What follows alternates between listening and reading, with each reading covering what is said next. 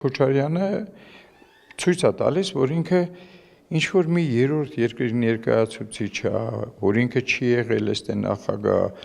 ինքը բացեիբաց, այ հիմի որ դատավարություն է գնում Բաքվում, այդ դրանց մեղադրում է, որ դուք եք բան արել, դուք եք պատերազմը սադրել, դուք եք սկսել պատերազմը,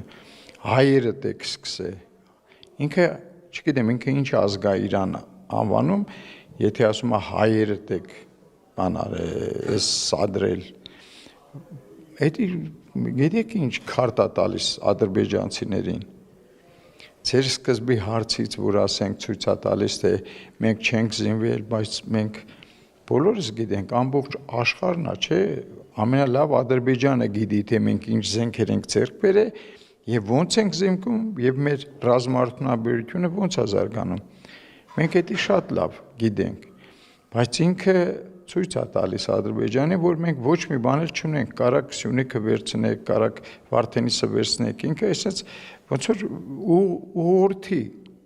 ուղղորդի Ադրբեջանին,